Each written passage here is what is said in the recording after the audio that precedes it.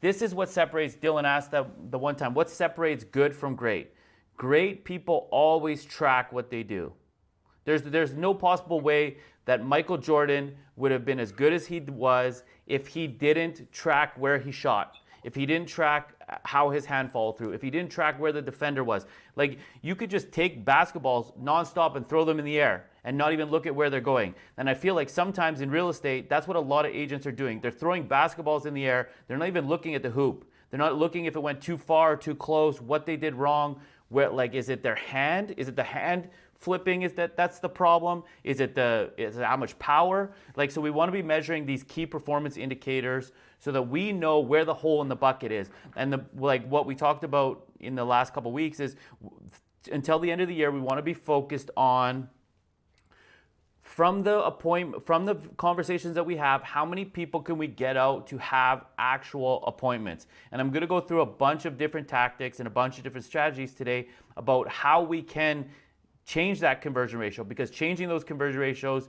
just by a couple percent can make a difference of tens and 20s of transactions every single year. So I know this looks funny, but like, this is, you guys don't really remember. Well, Dylan, you do, but realtors used to be superheroes. Realtors used to be the star of the show. Like, we used to be like helping clients. We were the one that brought them their dream home. We had all the information. People looked up to us. People listened to us. People thought that they couldn't sell a house without a realtor. They couldn't buy a house without a realtor. They didn't have the information. They didn't know anything about the market.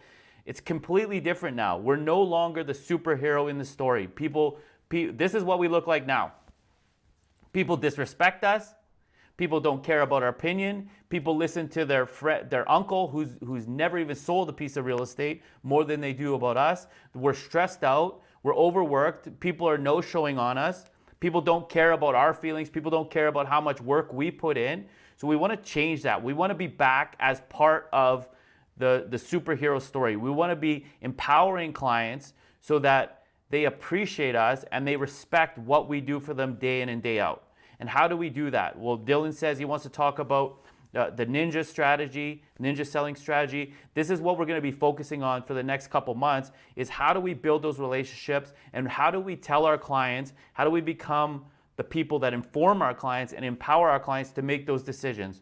So when we look at, right now especially, there's going to be people that get on the fence. So we don't want people to get on the fence. Once somebody gets on the fence, it's extremely difficult to get them off of the fence, right? So many agents wait till they get on the fence and then they try to coach them off the fence. But that's the wrong strategy, because once somebody's on the fence, they're already having fear, right? And then fear leads to panic and anxiety, and then panic and anxiety lead to what?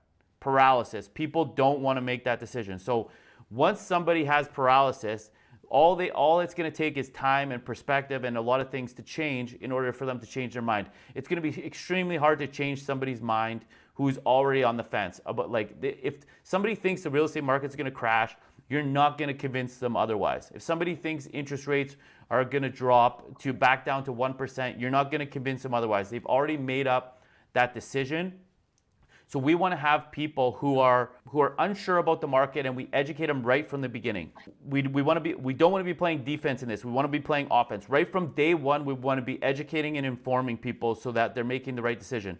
The time frame, we want to make sure that the timing is perfect, because even if we're saying the right words, even if we're saying the right things, if it's the wrong timing, it's going to fall on deaf ears. So we want to make sure that we're saying things at the right time so that they're actually listening to us, right? And then, as we talked about, the emotional part of the brain and dealing with buyers and dealing with sellers, people make decisions based on the emotional center in their brain. So if we start arguing logic to them, it's not going to work. It never works arguing logic. I don't know if you guys have argued with your partners, but when they have an emotional reaction to something that you did and you start arguing about it logically, what always happens? You never see eye to eye, because you're arguing logically and they're arguing emotionally. So the last part of this is make sure that your clients feel heard, valued, and understood. So like mirroring and matching and repeating back to your clients.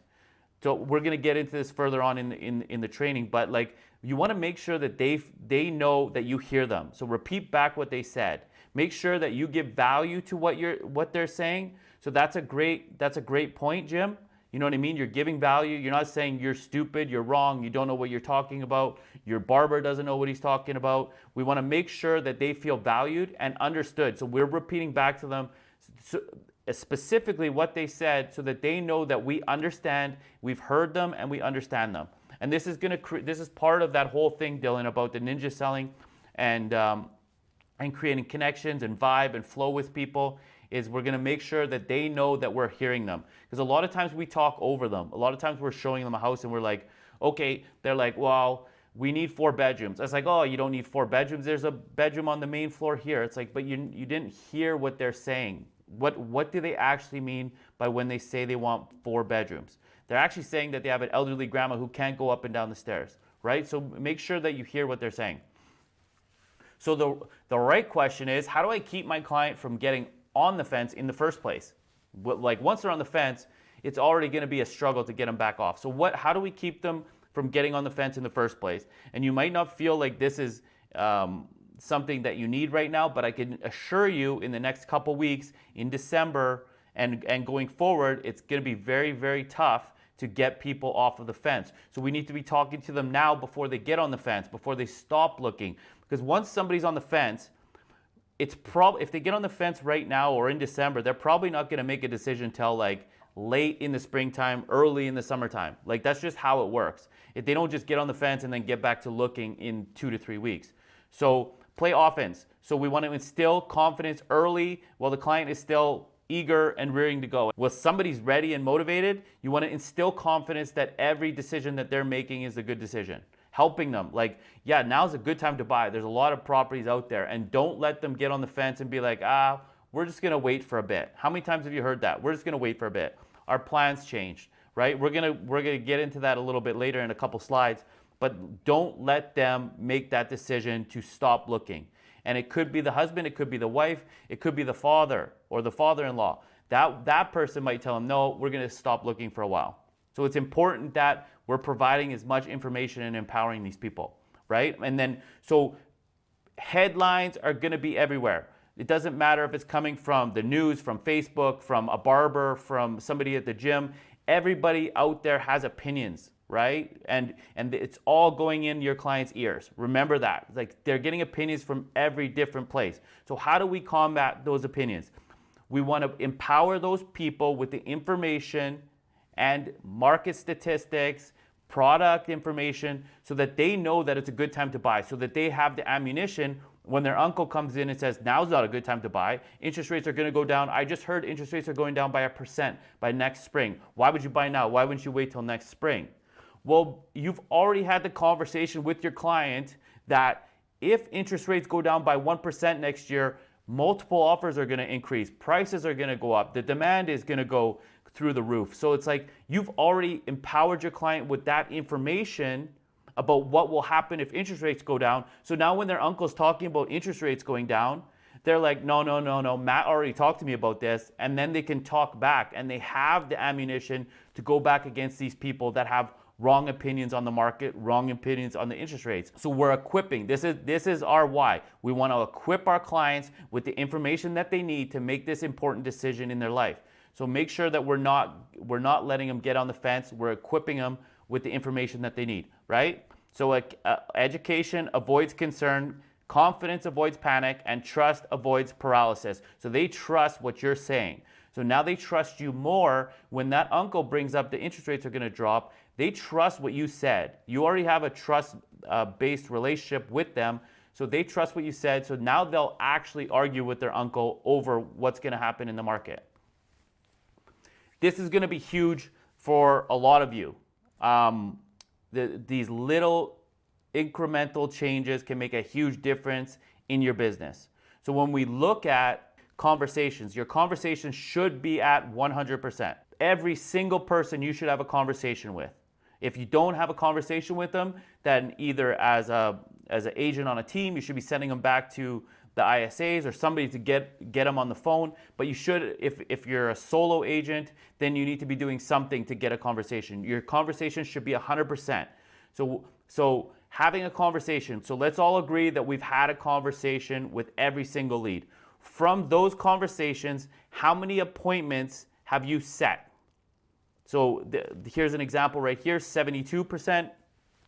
That's great. And if you change it below, you can see 67. So if you go from 67 to 72, that's going to make a huge difference in your business. So, and it can be the difference of just a couple different little questions, a couple different closes, a couple different objection handlers that makes a difference in the conversion ratio of appointments set. So this is what we're going to focus on. And how do we fill this hole in our bucket? Because I can guarantee you, a lot of you don't have 72% of the people you speak with become actual appointments, right? And then from those actual appointments, how many appointments are met? So this is people that don't show up. This is people that call and say that's not a good day. So like, what is the percentage of appointments who actually are set, actually show up for that appointment? And then the biggest one is, okay, great, you had somebody show up on Saturday at 2 p.m. because they wanted to see a house at 2 p.m. Amazing, great. That was that's what they did. That's what they wanted. So they showed up for that. But now, how many times does that person agree to work with you? And it's not even that they have to agree to sign a buyer brokerage agreement, but how many times does they actually get out on a second appointment? So that's going to be the difference of a lot of good realtors to great realtors, because we become this Vanna White type person where we're just showing them the home, walking through the home and be like, wow, look at these curtains. Wow, look at these hardwood floors. It's like, that's not going to cut it in real estate anymore. Maybe back 10 years ago, you could walk through a home and just be a door opener and show them the home, and they'd be like, oh, you're really nice, Dylan. I really appreciate you. I'm going to buy a house with you. That doesn't work anymore. We want to make sure that we're going through the home, we're educating them, and we're informing them and asking the right things, asking the right questions, and keeping them up to date on the market. So then offers submitted, offers pending, pending to close. Those, I don't even want to focus on those right now, because for the most part, if you can do the first 4 properly, the next 3 come easily. But for us, I think the most important part is going to be those appointments set. So conversations to appointments set. How do we get better at conversations to appointments set? So the first one is mastering scripts. So Dylan, you're huge on mastering scripts, ensuring consistency, and drive your results with well-known scripts. So using the same scripts over and over and over. And when I say scripts, I don't necessarily mean just reading off a piece of paper and having a script. Like Renee asked, like, okay, what script do I use for recruiting agents to the team? The script is whatever you feel comfortable saying every single day. So what you get comfortable with sounds like a marketing plan that maximizes your sales price is important to you. That just rolls off the tip of my tongue, right? So it's like, that's not a script. It's not something that I read off a piece of paper. It's something that's been burnt in my mind over and over and over because of the reaction that I get from the client when I say it. So make sure that you have your candid scripts that you say to every single person. If a question works really good, like, hey, does your kid play hockey? If you use that question and it works really well, put it into your script or put it into your bag of tricks that you use for every single client. So make sure that you have those scripts. Role play. Dylan's been doing this recently and said he's had great results with it. So role playing is going to be key. So practice routinely with peers or with us or Renee or myself to make sure that you can, you feel comfortable when you're saying it. Because when you're out there, it's a little bit tougher than when you're practicing it in the classroom, right? So we want to make sure that we're practicing it over and over and over. Market insights, right? So giving people the information, stay current with the trends, and having valuable conversations about those trends in the market. So we want to make sure that people know that we're an expert on the Edmonton real estate market. We're an expert on Windermere. We're an expert on Millwoods. Wherever the place that we're selling, we're going to be an expert on it. That's going to make sure that people want to get out and look at homes with you. Did you know that there's 6 schools within a 10-mile radius or whatever it is? And they'll be like, no, I had no idea. Okay, now you're perceived as a market expert. So we want to make sure that we have those market insights for every single client. And all it takes is just pulling up the stats, right? And then just reading over and over and over and knowing all the information that the client doesn't know. As soon as you have information the client doesn't have, they perceive you as higher value because it's valuable to them to have you on their side. So time blocking is going to be key. So dedicate time for conversations and dedicate time for follow-up. Those two should never go together. It should be conversations, initial conversations, prospecting, follow up. Because you get in the mindset of follow up, you want to have the same scripting, the same energy for follow up, and then you want to have the same energy for new clients or prospecting or whatever people that you just went out and looked at last night. So it's whatever it happens to be, just keep those all time blocked together so that you're prospecting first thing in the morning, you're following up first thing in the afternoon, or wherever it happens to be. And then we got objection handling, which we're going to go through in a sec. The questioning strategy, asking open-ended questions, we've got that. And then the next steps, and I talked about this on Monday, but what is that logical next step for the client? And tie them to it. Okay, great. So the next step is I'm going to send you properties. Have a look at those properties, and I'm going to set some time. Either does Saturday morning or Sunday afternoon work best for you? Because I think we should get out and look at some of these properties. Boom. I just said this is what we're about to do, right? Instead of what most agents are doing is most agents are saying, hey, I'm going to send you a list of properties. Let me know if any of them fit your criteria. They're not calling you. Just because you sent those properties, they're not calling you to say, yeah, I want to look at 123 Apple Street. No, you might luck out and get one or two here and there. You have to ask for the appointment. You have to ask for the close. This is the difference between good agents and great agents. Thanks for asking that question, Dylan. I'm going to use it from now on. So the difference between good agents and great agents is that they ask for the close, and they always tie the logical next step to the client. Okay, the next step is you didn't like any of these homes. I'm going to get home. I'm going to send you properties. We're taking buy levels off the list. We're going for bungalows. I'm going to send you all the bungalows. Let me know which bungalows you like. I have time on Thursday evening or Friday morning. Which time would work best for you, right? Tying them to that appointment. It's the tie down close. Okay, so this is a big thing. As part of this, as part of us focusing on just this initial step, getting appointments or getting conversations to actual appointments, now we're going to go through all of the little nuances of that and the practicing of it. Yes, like you're not going to learn, like that was going to be part of what I was talking about in a future slide. You don't learn by looking at these slides, right? And you may even have your phone out and be not even paying attention, right? So you don't necessarily learn by listening. You learn by doing.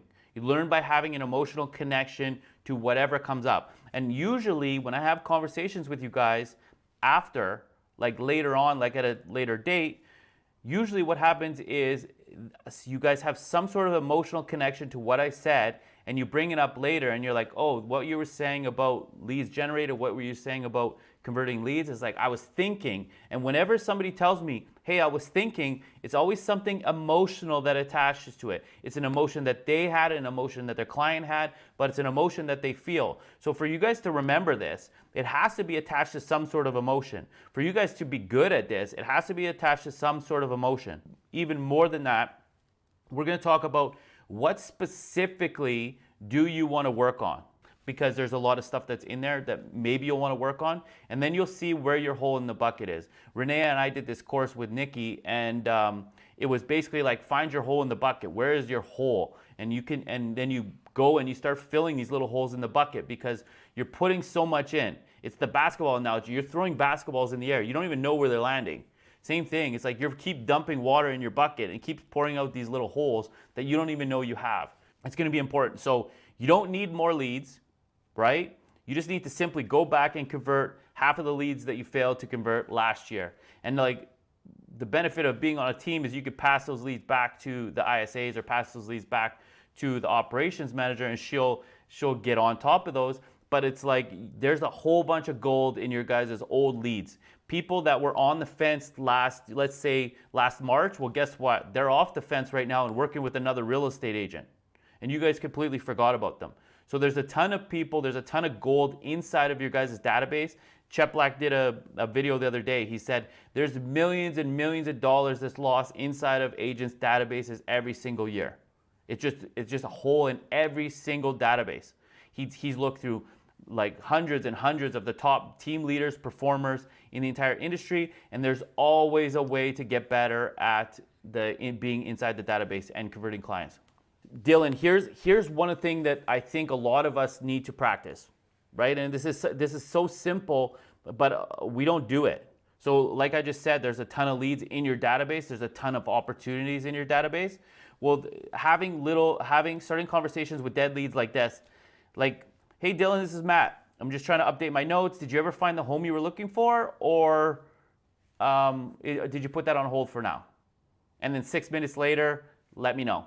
Like, that's a text message. You guys don't want to make a phone call. That's a text message you can send out to somebody that you feel awkward calling. You know, there's a lot of real estate agents that are like, oh, I forgot to follow up with this person a month ago. And they're like, oh my God, he was ready to buy at that moment. I feel so awkward not calling him. Well, why not send a text message, right? Send a text message. Hey, Dylan, it's Matt. Trying to update my notes. Did you ever find that home you were looking for in Summerside? Or did you put that on hold? Actually, we're still looking. Actually, we put it on hold. We're going to start looking in 2 weeks. Great, let me send you some properties. Like, that is a conversation that you can have, and that's a text message that you can send out. Another one is, I don't want my follow-up to become a nuisance. This is when somebody's not responding to you, right? Are you still considering making a move? If not, I completely understand. I simply want to make sure that I don't drop the ball, right?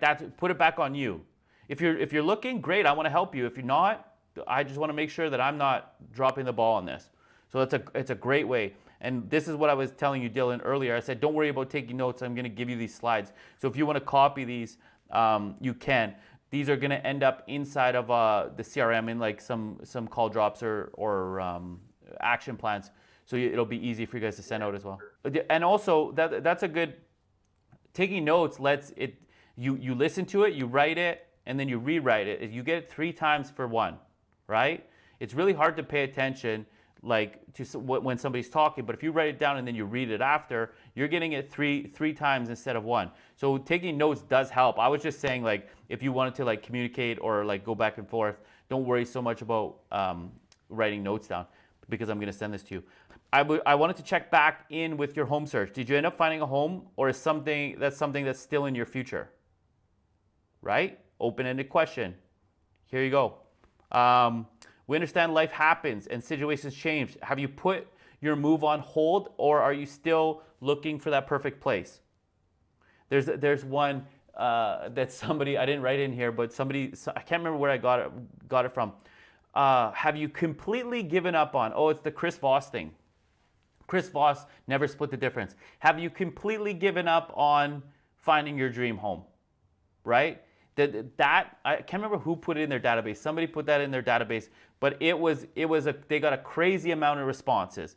Yeah, and things like putting a cricket chirping, like a cricket chirping GIF. The more people have got responses to that. Actually, I think GGMS actually has one in there. On the last one of the response, it says, "Did you get abducted by aliens?" And it's an alien holding a person. Like, that has gotten more, GGMS claims that has gotten more responses than anything else, because it's funny and it's like, hey, I'm here, and I'm not just some realtor that's just bombarding you saying, hey, you want to buy a house, hey, you want to buy a house, hey, you want to buy a house, right? So I think that's really important too, is like creating so that they know that you're a real person. Another dead conversation. Hey, it's Matt Ferguson. A while back you had expressed some interest in changing up your living situation. I want to follow back up and see if you had interest in that still. Right? So it's just a quick, simple, quick message, and then here's one that's kind of like when you think you're bugging them. It seems like I'm knocking on the wrong door. I just want to see if there's any interest in changing up your living situation. Right? It's just straight and to the point. I want to stop bugging you if you're not moving, like that kind of thing. Right? Maybe this is one of the objections that you want to work on. We've put our plans on hold. Right? Is this something that you get? Yes. And how would you normally handle that? I would ask them what's taking you out of the market is usually what I ask, and then I forget the last time I got that one and what they said. Renee, what's your? Oh yeah, no, yeah. Usually you get family. Oh, there's family stuff going on in the background. Yeah, we gotta put it on hold, and then I know you're supposed to follow up with, okay, well, if I found X, Y, and Z. Yeah. I remember you talked about this the other day. Yeah. Renee, what do you normally say when somebody wants to put their search on hold? Not somebody who's like, oh, I'm just a window shopper, but somebody who actually expressed interest in buying or selling a house, and now all of a sudden they want to put it on hold. Because this is going to be the most common thing that we get. usually I would just ask when they think that they're going to get back in the market, but this is probably definitely is better. Mm-hmm. So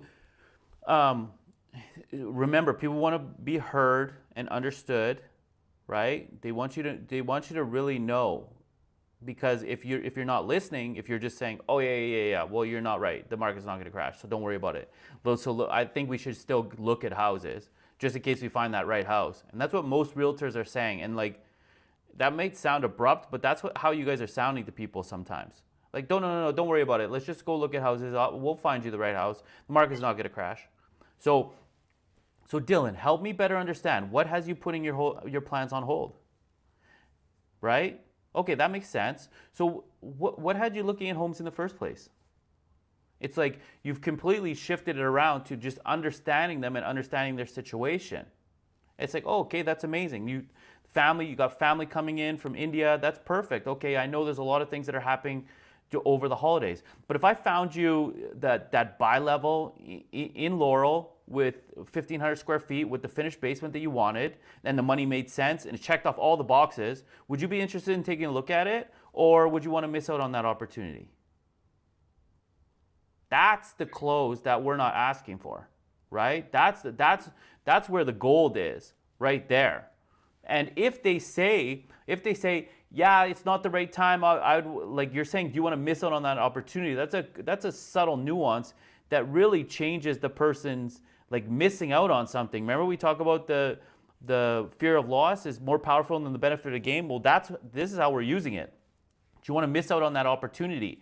And if they say, yeah, we're willing to miss out on that opportunity, okay, perfect. That's fine. Like, now you know not to put effort into that person. Okay, so I understand there's a lot of uncertainty in the market, but when the dust settles and you have all your family stuff done, are you confident you're confident in where the market's going? Would you want to revisit your home search? Okay, perfect. So what I'm going to do is I'm going to continue sending you properties. If you want to look at them, that's fine. If you don't, if you're busy, don't worry about it. Then you let me know. I'm going to follow up with you probably in like 3 weeks, 4 weeks. Does that sound good? And now you're tying them. So now, not only that, now you're tying them to the next time you're going to call. So now it's not going to feel weird. You know, like, they've told us that they want to put their plans on hold. So when's the next time that you're going to call them, Dylan? I have family coming in for December. We're probably not going to look until, January, February. When are you going to call them? When is it going to be the right time for you to call them? You don't.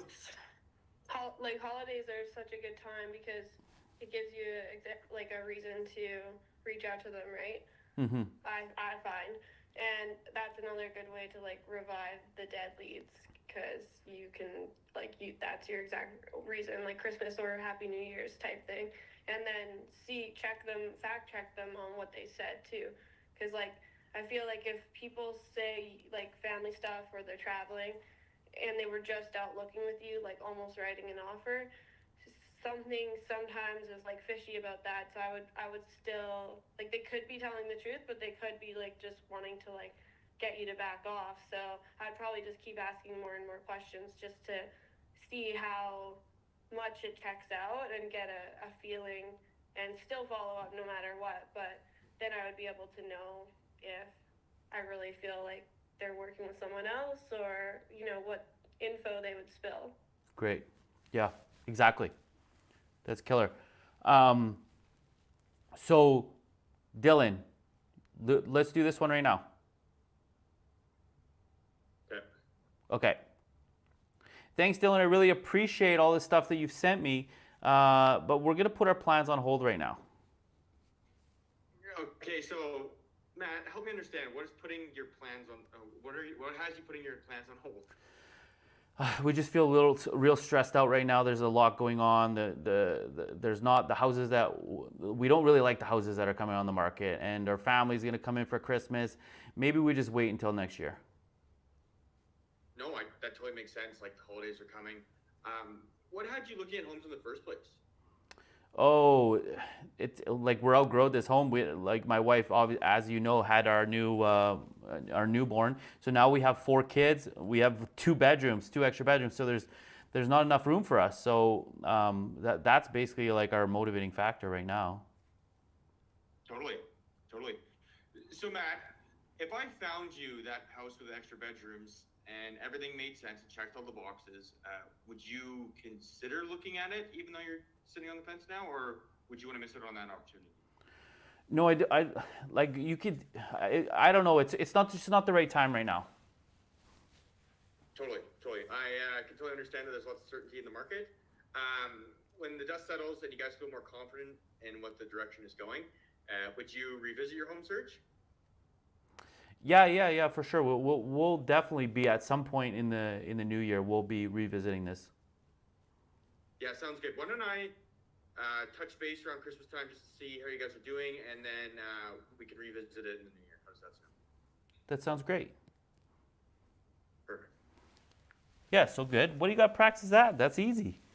Well, because you just practiced it. There we go. And it was right in front of me. Yeah, it's a lot easier when it's right in front of you.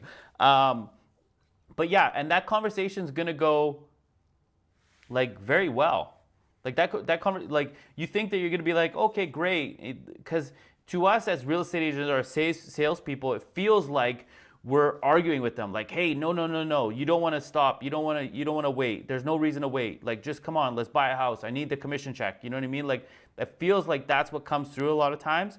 But if you just like genuinely understand, like if you want to understand what that person is looking for and why they're moving, because you just asked what had you looking at homes in the first place, you understand that they are motivated because they have a fourth child, and that you asked if you found the right property, would they move? So they're not motivated enough to move right now, but they might be lying to you about that. If the right property popped up, they might move tomorrow, right? So you want to make sure that you're staying on top of these people too. But remember, you understand their uncertainty. That's the big thing. You understand their uncertainty. You realize, and then tying them to that next step. It's, okay, I'm going to call you guys on Christmas. Keep looking at those properties I send you. I'm going to continue to send you properties. Don't worry about wasting my time. If you want to get out and look at a couple houses, but otherwise just, we'll wait until the new year. And then you're going to see right here, okay, we'll Sorry, can I add something Yep. right here? Yep. I also feel that one of the things that almost 10 out of 10 times that I say it, people do not realize that they can like choose their possession date. Like we can put this 2 months out and you won't be moving yet. Like we can just write the offer, get it pending, and I can't even think of a time that I've said it and they're like, oh yeah, we know that. They've always been surprised. Like, and when like just after COVID and people were like really wishy-washy, and lots of possessions I know I had were like 5-6 months in advance, like pushed right out, and that was normal, and it can still be done at any time. And I think a lot of buyers think like it means you're gonna get the house in 30 days, and it doesn't necessarily mean that. Yeah, for sure. So that's great. So I'm just going to go right into this one after you give that great response. So we're going to wait until next year. So now we want to know what is significant about next year.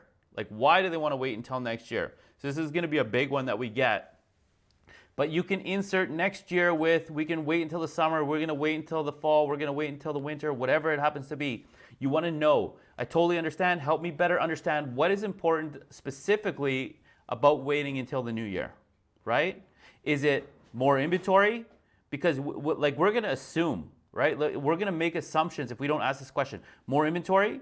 Is it the holidays are busy? Is it what Janelle just said and they don't know when the possession that they can take? And they think that like if they buy a house right now that they have to take possession January 1st. Like that's what some people think. So we want to better understand what is significant about next year, what is significant about the fall or the winter or whatever. My kids are going back to school, my kids are graduating. So what is significant about it? Okay, so that makes sense.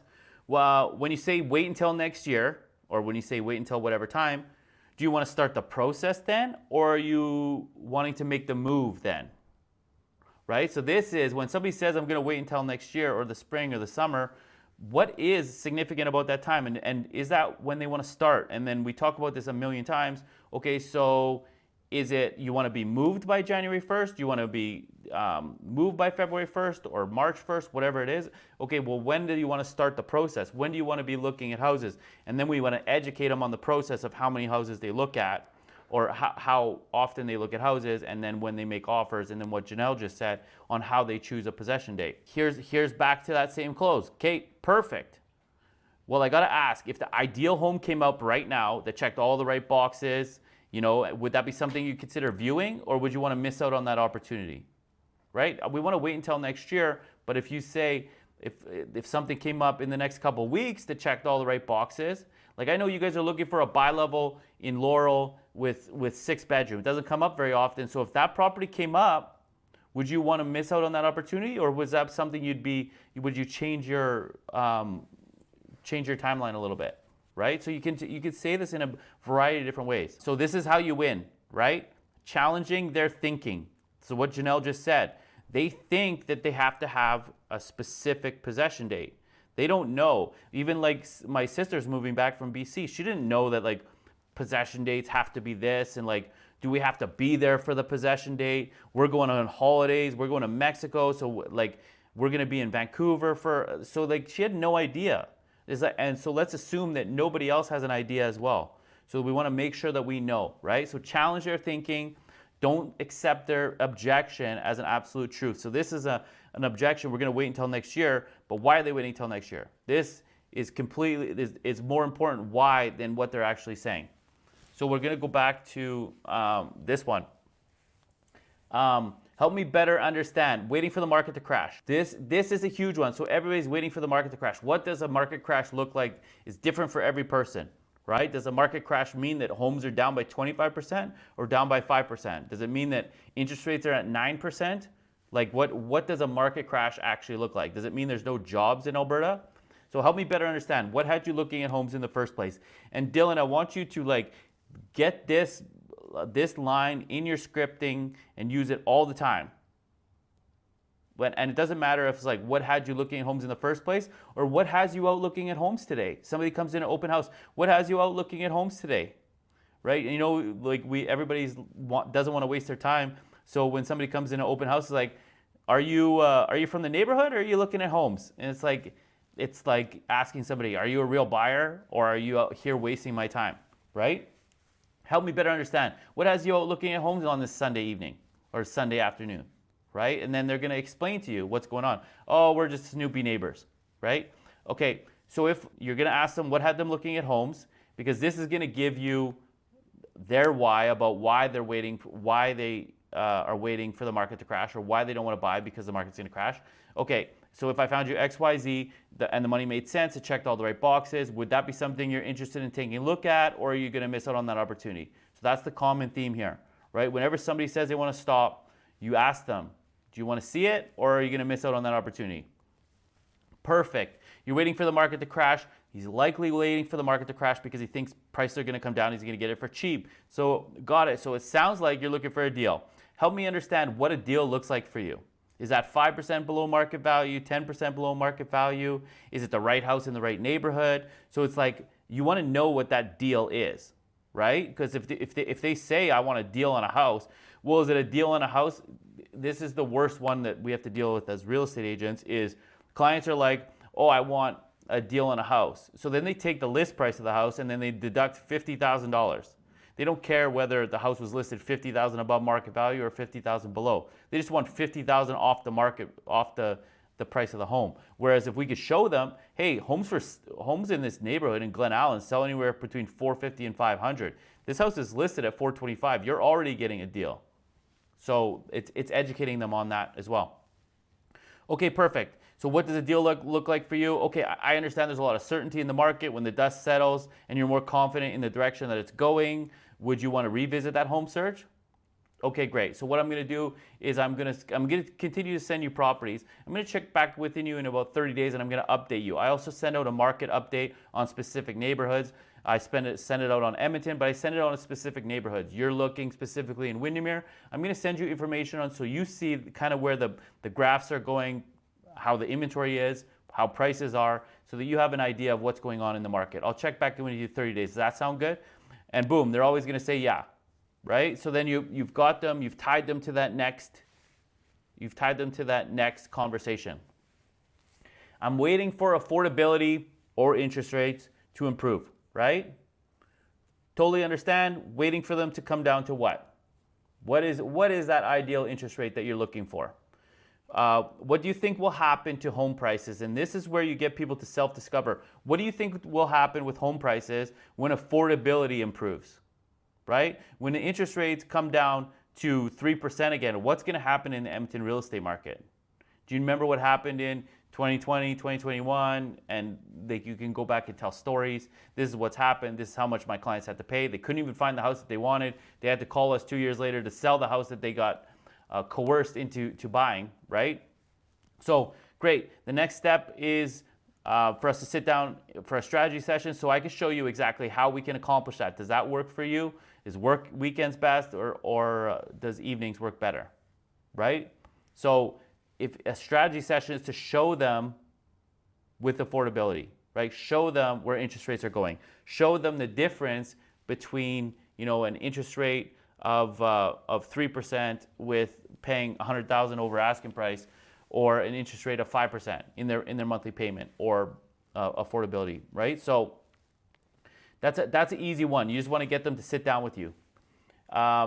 So here, Dylan, here's another thing that you could be working on: open-ended questions, right? Anything open-ended is stuff that can't be answered with yes or no, right? Are you looking for a new home? Yeah. Do you want to see the property? No. Are you primarily looking in Glenora? No. Or yes, right? Like that. Those are not open-ended questions. You want to make sure that you want to dig deeper with these clients. So having these connections, asking these questions to build these connections, right? What features are the most important to you in your ideal home? If you could move your current home to a new neighborhood, where would that be? What are the things that you love about your current home? Where do your clients go to school? What do you guys do in the evenings and the weekends? Do your clients play in sport, or sorry, not clients, kids. Do your kids play in sports, right? Asking all those questions that get them to really dive deep into what they're looking for in a home. Okay, so instead of saying, do you want to see that property? Would mornings, afternoons, or evenings work better for you to take a tour of that home? Much better than saying, do you want to see that property, right? Other than Glenora, what other areas are you considering? What other areas interest you? Asking those questions. And then here, Dylan, this thing should be, I think you said that you use it, but this question should be in your bag of tricks all the time. Help me understand the importance of a fourth bedroom.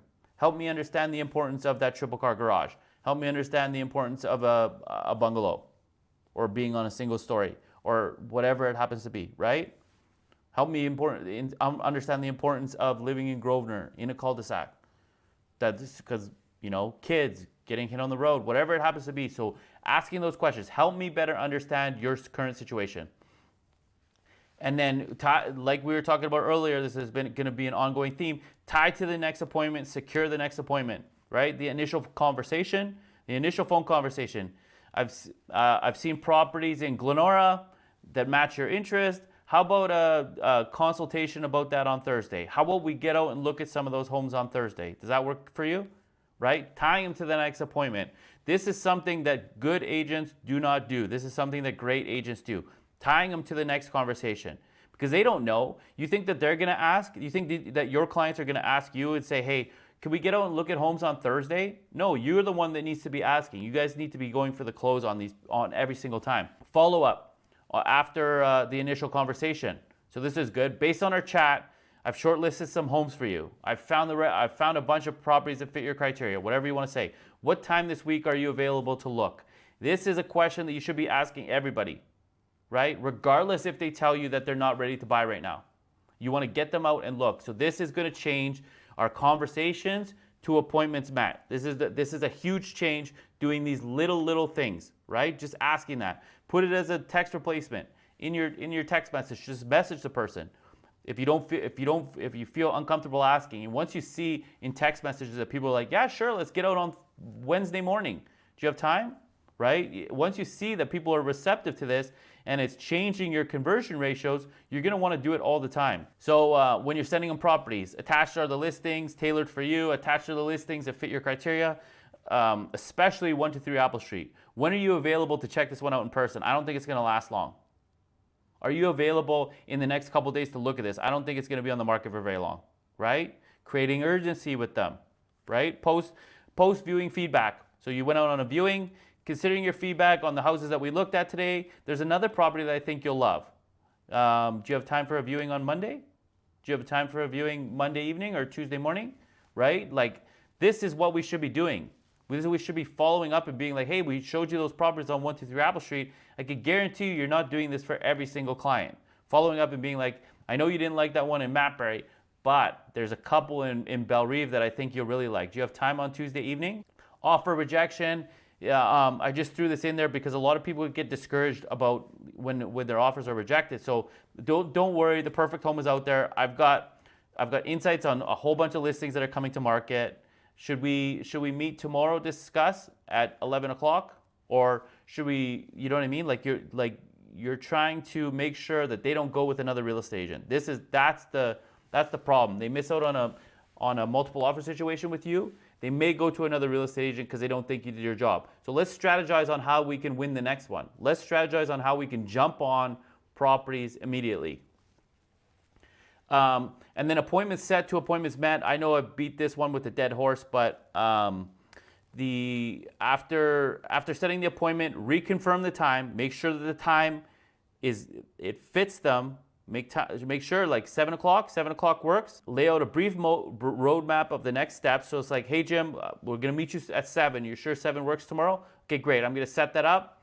I'm gonna put in the Google Calendar invite. Then I'm going to send you some other properties. I'm going to send you some data on what's going on in the market in Matbury. And then I'll see you tomorrow at 7 o'clock.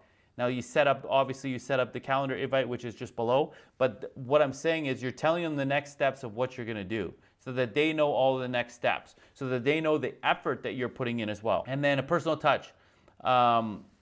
Short video, like that always gets people to show up. A short video, so that they can see your face and familiarity. A lot of people don't feel comfortable doing this, but I could guarantee you this is going to change your appointment set to appointments met ratio.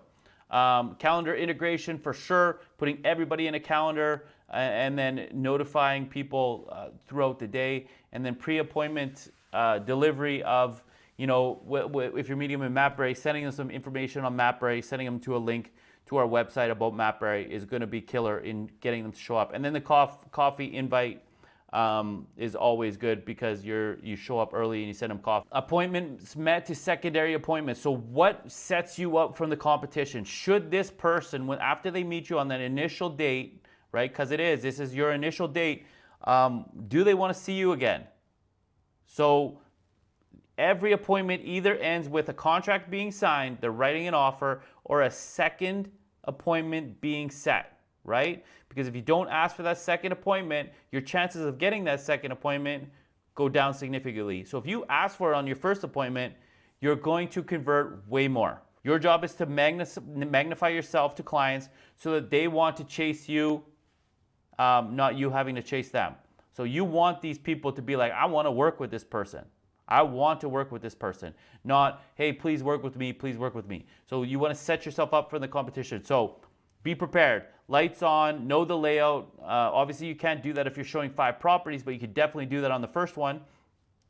Build rapport. We talk about this all the time.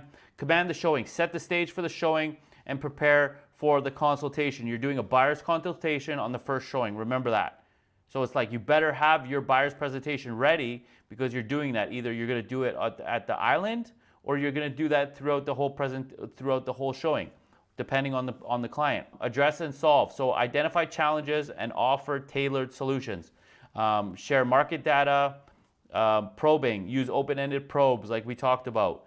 Show up as a guardian, not a Vanna White, like I talked about earlier. We're not here just going, look at these beautiful curtains, look at these hardwood floors, look at this beautiful island. We want to give them actual information. Somebody talked about it the other day in the meeting. I like to go through and pick apart the home. Oh, look, did you see these baseboards? Do you see they're not dapped? Oh, look, did you see this flooring was changed and they left a gap? Oh, look, did you look, this is a DIY job or whatever it is. So you want to be going and showing your value. It's like almost like an inspector going through a home. Did you notice that this one backs onto an apartment building? Pointing things out before so it doesn't look like you're hiding things, so you're on their side, right? You're there with them. and then secure that second appointment. So that's gonna be key, is securing that second appointment. And then last but not least is best practices with buyers, right? And Dylan, I want you to look this over, like, and just see where you're at versus what you could do differently in your business and everybody else. But speed to lead, speed to value, speed to response. So these are the best practices. So as quickly as you could get to that lead, if Renee sends you a lead, if you can get back to that person in 30 seconds, your chances of getting that person to answer go up significantly. If you wait 2 hours, they go down. If you wait a day, they go down even more. So speed to lead, and then getting them value as quickly as possible. Not just speed to the lead to call them, but speed to providing the value.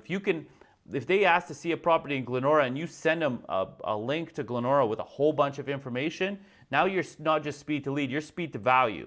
And then speed to response. So if somebody says something to you, hey, I want to see 123 Apple Street, you're boom, right there immediately getting them the information. So it will show your value that you get back to them. People want to feel like they're your only client. And then war dialing versus a dialer. So war dialing would be just call, calling people 3 times in a row, going right through your list, like call.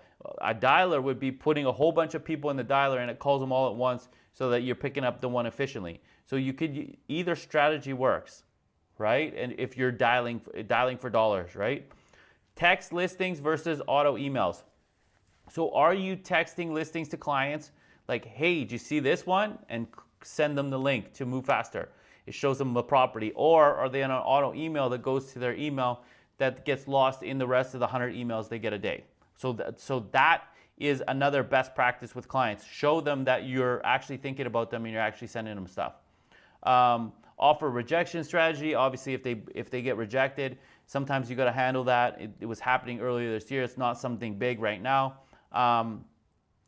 Friday mass text, offering availability. So this is kind of a cool thing that you could do is on Friday morning, you send a message out to your 50 clients you're working with and be like, hey, I have availability Saturday afternoon or Sunday morning if you guys want to get out and look at some homes. And you can send that through Sierra as a mass email to every single person. And you would be extremely surprised at how many people take you up on that offer, right? So sending out your availability for the weekend. Your top 10 list, Janelle's jumped all over this one. So providing a top 10 list of the properties that you like. It's like, hey, here's a top 10 list. Maybe it's somebody who's looking in the south side. So you're like, here's top 5 in Windermere, top 5 in Summerside. Maybe it's just your top 5, like Janelle's doing, of all the properties that you like that hit the market that week. And then make sure, Dylan, you're staying in vibration. And I like the word vibration more than the word flow that Ninja Selling uses, because you guys are on the same wavelength, right? Flow works too. It's like water. You're both flowing in the same direction, but stay in vibration with these people. Remember when we talked about our why the other day, we want to work with people who believe what we believe. So I believe this, my client believes this. More often than not, you're going to love that person because they believe what you believe. There's a reason why people who have the same religion, the same politics, the same things that they like to do, it's because they believe what they believe. And that's why people want to work with those people. And then mindset and expectation. The huge mindset thing that we need to get over is the best people will fail 85 to 90% of the time. It's worse than baseball. So over 50% of our conversations happen after the 7 failed contact attempts. This is direct information coming from NAR. So the 50% of our conversations happen after 7 times the person not answering. If you stop after 2 phone calls, you're never going to reach people, right? And then it takes a consumer 9 days on average to commit to an agent, which this stat was kind of curious to me. I had no idea. So it takes them 9 days to think about you, research you on YouTube, research you on Instagram to find out if they want to work with you or not. Or whatever you're doing for those 9 days, showing your value, is determining whether they decide to work with you or not. And isn't it curious that so many of us have lost clients have ghosted us after a week or 2 weeks? It's right in that timeline. Your mindset of your expected timeline to convert, obviously things take time. No transaction is too small. Your job is to compound the return on your efforts. So we talked about this the other day, Dylan. Door knocking in a townhouse area. It's like the transactions, these small transactions compound on one another. So it's like one and then another and then another. And then before you know it, you get three homes that you door knocked in one complex after knocking on 50 doors. Boom, you got 3 transactions. All those people buy. That turns into 6 transactions. All those people in the next 2 years have 2 people each, right? That buy or sell a house. That's 12 transactions. It's like boom, boom, boom. It stacks on one another. It's like no transaction is too small. It's the wrong mindset to have. Like I've sold $50,000 condos before, right? That have resulted in way more commission checks down the road. Patience and empathy are your greatest superpower. I know it's very hard. Real estate agents are very seldom are patient, but that is a superpower to have because you're doing the right things. You're not chasing the paychecks. And the last mindset is you can't turn your shit into gold. So many times we try to turn shit into gold, but we ended up turning all of our other gold into shit because we're focused on the wrong things. So asking these right questions, you're gonna know who is the people that you need to be focused on. And as you can see right here, how long does it take to convert a lead? 1 month, 1 to 3 months, 4 to 6 months, 6 to 9 months. Look at this. These last 3 are in between 7 months and 12 months. That's half of the people. Now, granted, like if you're on a team, you're blessed with having access to, leads later on in the pipeline. A lot of people are way down here, so you're being on a team. That's helpful. But if you're actually going out there and generating leads, whether it's from an open house or wherever, a lot of these leads are so far out, 7 to 12 months out, right? So it's like you have to have those expectations and you have to have the nurture systems. That's it. That's finished.